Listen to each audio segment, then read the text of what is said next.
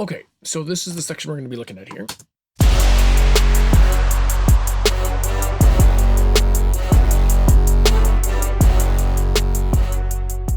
Hey guys, welcome back.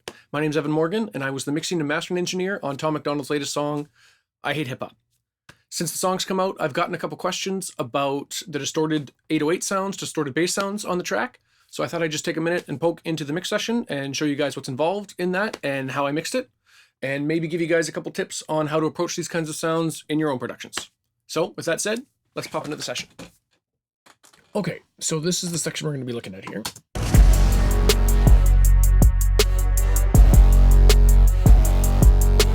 So the first tip I'm going to give you is layering. What I was trying to get out of this sound was impact, true low end, like door shaking low end, and that character saturation sound.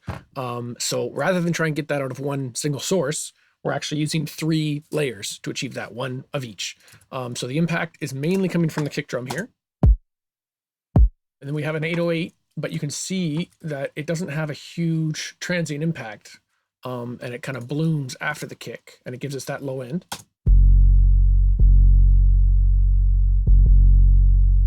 Nice, deep, true low end. And then our distortion is coming from, it's kind of a bass synth or something, and it sounds like this. So it's got much more of that mid aggression in there. So layering those 3 sounds together gives us this.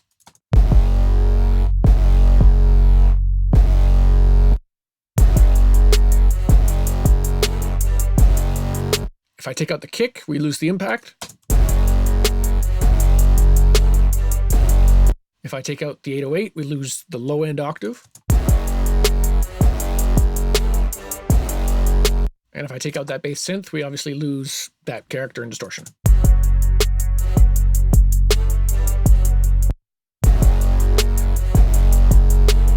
So all 3 of those sounds are making up the total distorted 808 sound. Second tip we're going to look at is saturation and distortion, obviously. So in my mind, there is a difference. Saturation is more of a broad spectrum, overall sweetening of the harmonics, keeping the low end information though a lot of times. So you'll find things like desk emulators and tape emulators and little things like that to add that kind of saturation, whereas distortion is something that actually makes the sound smaller. So you're adding a lot of upper harmonics, but you're losing a lot of bottom end and usually a lot of top, and you're kind of getting a more mid-focus thing, which tends to make sounds actually sound smaller. It does make things sound like they're breaking up and distorting. So if you're listening on smaller speakers, laptop speakers, iPhone speakers, it sounds like there's so much low end that it's breaking it up, which gives it that exciting feeling, but it actually is making the sound smaller. So on the kick and the 808, I'm using mainly saturation to get the sound that I want. And then most of the distortion is either coming in the top end of the spectrum or it's coming on that synth. So I'll break this down a little bit more. But just so you can hear, this is the kick drum as it came to me.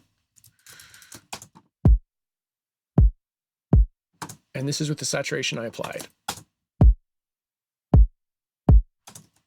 Nothing.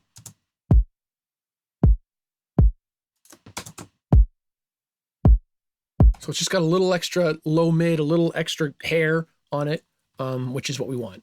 The 808 came to me like this.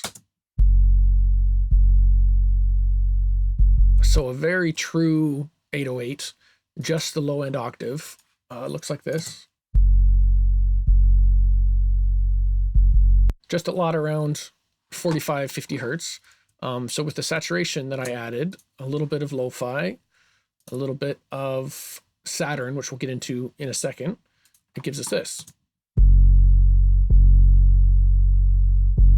So you can even see on the spectrum analyzer there,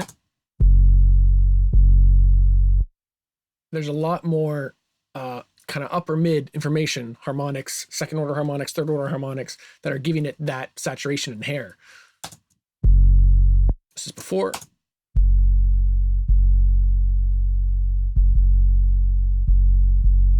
And after.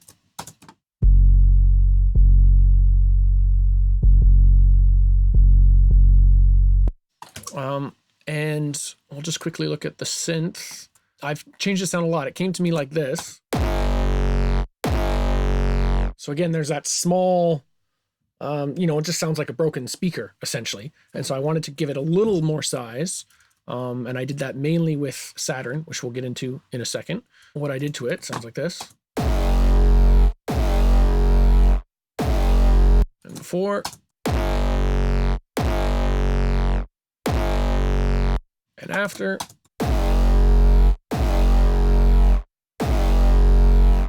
So, third tip I have is multiband processing. Again, if you're only working with one source, it pays to break it out into different frequency ranges that you can work on so that you're not distorting the low end and farting it out and thinning it out.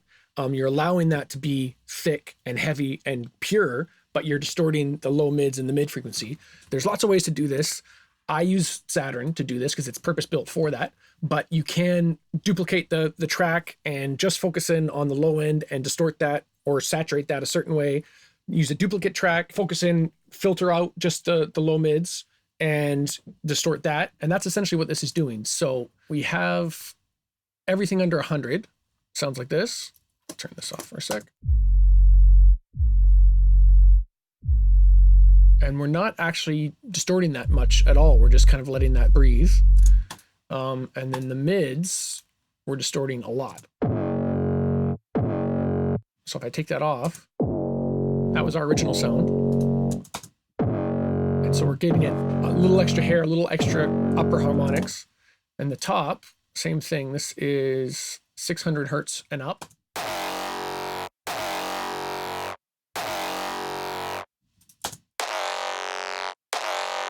That was that thin, really narrow, gross sound. So I kind of tweaked that a little bit to give it a little more character. All together. And without Saturn.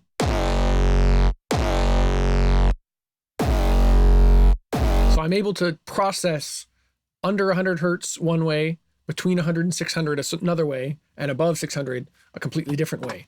And it gives me a lot of freedom to distort the 808 the way that you want.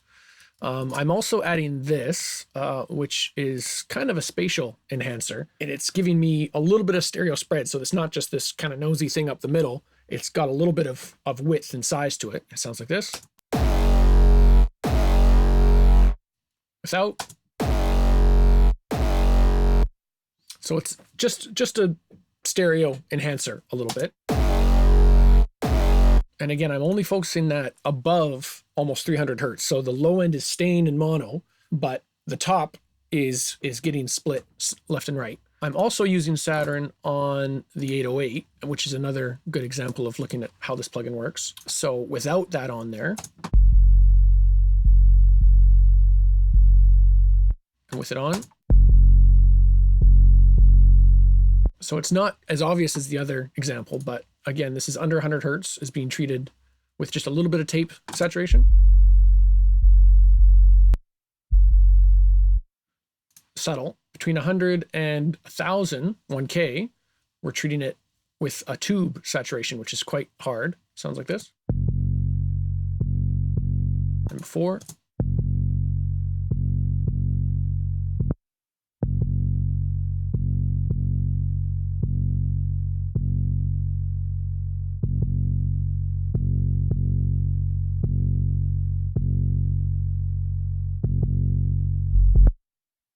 And the last tip I have for you is sidechaining. I'm just doing a touch of sidechaining on this. On the distorted bass track, I am tucking the bass frequencies only when the kick hits. So if we look at the kick drum, I have a sidechain, and that's sending into the EQ, the dynamic EQ, on my bass distortion track. And whenever the kick hits, it's going to pull down that 50 hertz.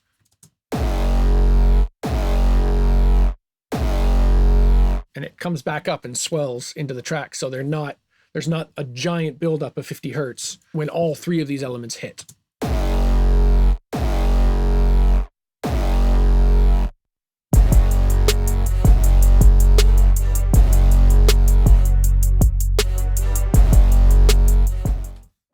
So I hope you guys found that useful. Give me a like and subscribe if you did. And if you have any other parts of the song you'd like me to take a look at, just leave them down in the comments for me. See you in the next one.